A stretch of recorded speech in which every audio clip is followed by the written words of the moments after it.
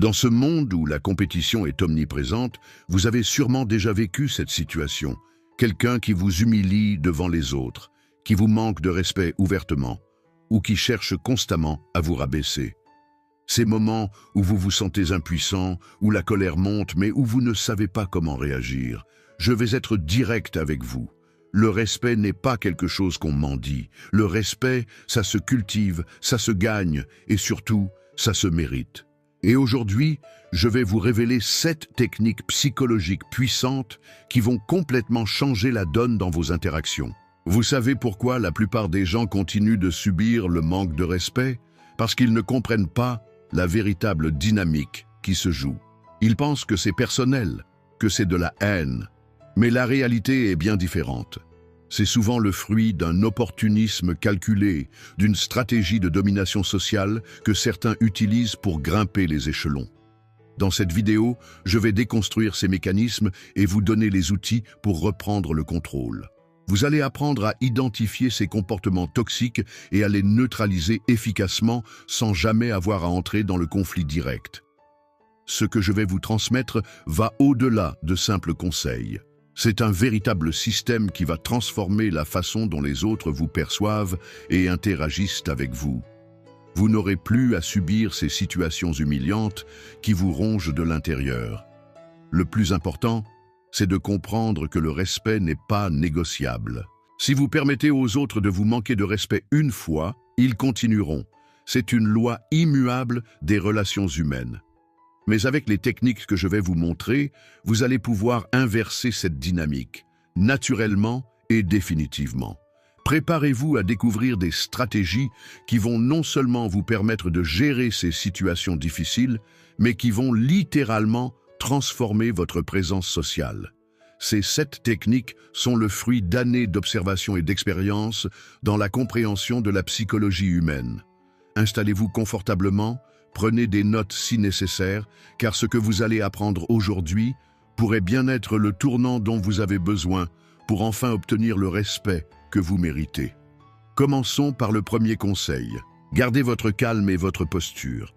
Voici la chose la plus puissante que vous devez absolument maîtriser, votre self-control. Quand quelqu'un tente de vous humilier, votre première réaction instinctive sera de riposter ou de vous effondrer. C'est exactement ce qu'il veut. Ne lui donnez pas cette satisfaction. Au contraire, redressez-vous. Tenez-vous droit. Regardez-le dans les yeux avec un visage neutre. Pas de sourire forcé, pas de grimace de colère. Juste une expression calme et assurée. Prenez une respiration profonde et silencieuse. À cet instant précis, vous êtes testé. Ce n'est pas l'humiliation qui compte, c'est votre réaction. Tout le monde autour de vous observe comment vous gérez la situation. Les vrais leaders, les personnes qui commandent naturellement le respect, se distinguent exactement dans ces moments-là. Ils ne s'abaissent pas à réagir impulsivement. Ils restent maîtres d'eux-mêmes. Votre silence devient alors une arme redoutable. Il déstabilise totalement votre adversaire qui s'attendait à vous voir perdre vos moyens. Au lieu de cela, vous démontrez une force mentale supérieure. Votre calme fait plus de dégâts qu'une explosion de colère. Cette maîtrise de soi n'est pas innée, elle se cultive. Mais une fois que vous la maîtrisez, vous devenez intouchable. Les provocations glissent sur vous. Vous restez au-dessus de la mêlée, dominant mentalement la situation. C'est ce type de force tranquille qui impose naturellement le respect. Pas besoin de crier, de menacer ou de s'agiter. Votre présence calme et assurée suffit à établir votre autorité. Numéro 2. Créez une première impression positive. Les gens jugent tout à la première impression. Écoutez attentivement. La première impression est cruciale et je vais vous dire exactement comment la maîtriser. Quand quelqu'un vient vous saluer, ne restez jamais assis. Cette erreur basique vous met immédiatement en position de faiblesse. La personne vous domine physiquement, vous regarde de haut et inconsciemment, vous projetez une image de soumission. Levez-vous. Toujours. Sans exception. C'est un geste qui démontre immédiatement votre respect pour l'autre personne et qui affirme votre propre valeur. Maintenant, le contact visuel. Ne faites pas l'erreur amateur de fixer vos mains pendant la poignée de main. Vos yeux doivent être ancrés dans ceux de votre interlocuteur. C'est non négociable. Quand vous baissez le regard vers les mains, vous inclinez la tête Encore un signe de soumission que vous devez absolument éviter. La formule est simple. Vous vous levez, vous établissez un contact visuel direct, vous maintenez ce contact pendant toute la salutation, votre poignée de main est ferme et assurée. Cette combinaison envoie un message clair. Vous êtes quelqu'un qui se respecte et qui mérite le respect. Pas besoin de mots. Votre langage corporel parle pour vous.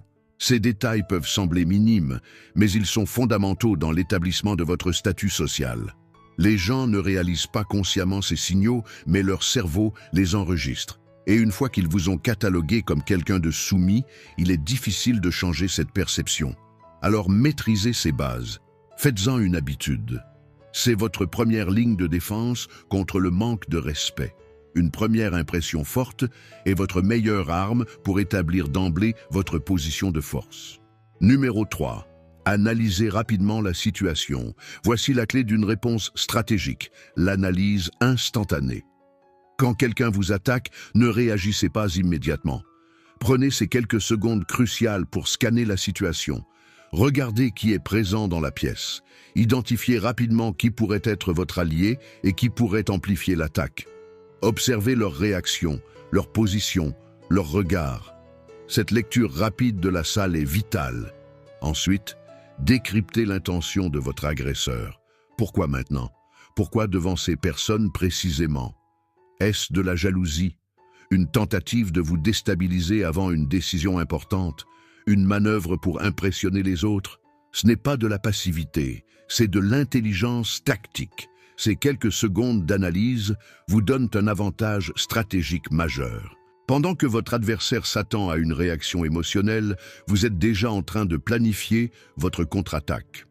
C'est exactement ce qui différencie un leader d'un amateur. L'amateur réagit impulsivement. Le leader analyse et frappe stratégiquement. Il comprend que chaque confrontation est un jeu d'échecs, pas une bagarre de rue. Cette capacité d'analyse sous pression est une compétence qui s'acquiert. Plus vous la pratiquez, plus elle devient naturelle. Et une fois maîtrisée, elle vous donne un avantage considérable dans toute situation de conflit. Alors, la prochaine fois qu'on vous attaque, respirez, observez, analysez, puis frappez avec précision. Numéro 4.